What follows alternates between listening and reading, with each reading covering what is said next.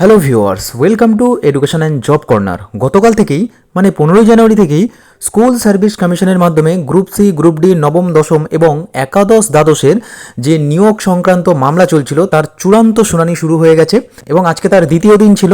তো আজকে যে গুরুত্বপূর্ণ আপডেটটি উঠে আসছে, এবার কিন্তু যে চূড়ান্ত রিপোর্ট জমা করেছে সেখানে এসএসসি বলেছিল যে প্যানেলের বাইরে থেকে কিন্তু চাকরি পেয়েছে। এবার কিন্তু ওই মেয়াদ উত্তীর্ণ প্যানেল থেকে চাকরিতে আপত্তি করছে হাইকোর্ট। মানে মেয়াদ উত্তীর্ণ প্যানেল থেকে যারা যারা চাকরি পেয়েছেন চারটি স্তরে, গ্রুপ সি, গ্রুপ ডি, নবম, দশম এবং একাদশ দ্বাদশে, তাদের চাকরিতে কিন্তু আপত্তি জানাচ্ছে হাইকোর্ট। এমনই কিন্তু গুরুত্বপূর্ণ আপডেট উঠে আসছে হাইকোর্ট থেকে।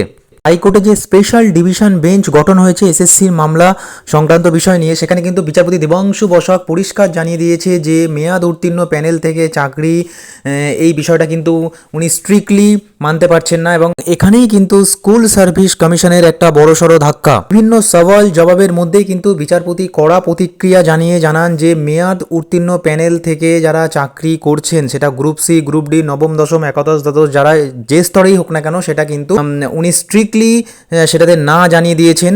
এটাও স্পষ্ট করে দেন যে মেয়াদ উত্তীর্ণ প্যানেলের চাকরি কিন্তু কোনোভাবেই বৈধ হতে পারে না এবং মেয়াদ উত্তীর্ণ প্যানেল থেকে যারা চাকরি করছেন তারা কিন্তু চাকরিতে থাকতে পারেন না। এমনটাই কিন্তু স্পেশাল ডিভিশন বেঞ্চের প্রিসাইডিং জাজ বিচারপতি দেবাংশু বসাক কিন্তু এমনটাই কিন্তু জানিয়েছেন। আদালতের হাতে যে রিপোর্ট এসেছে সেই রিপোর্ট অনুযায়ী কিন্তু মেয়াদ উত্তীর্ণ প্যানেল থেকে প্রায় 1000 চাকরি বাতিলের সম্ভাবনা দেখা দিচ্ছে। দশম, একাদশ, দ্বাদশ, গ্রুপ সি ও গ্রুপ ডি মিলিয়ে প্রায় 1000 মতো চাকরি বাতিলের সম্ভাবনা কিন্তু দেখা দিচ্ছে হাইকোর্টের অবজারভেশন অনুযায়ী। ভিউয়ার্স, যেহেতু চূড়ান্ত পর্যায়ে শুনানি আপাতত চলছে, মানে 15ই জানুয়ারি থেকে চূড়ান্ত পর্যায়ে শুনানি চলছে, তো সেখানেই এখনই কোনো কিন্তু ফাইনাল জাজমেন্ট বা রায় কিন্তু আসেনি।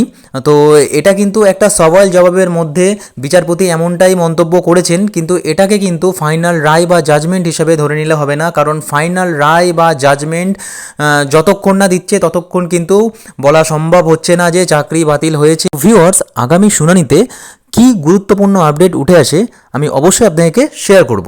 ধন্যবাদ।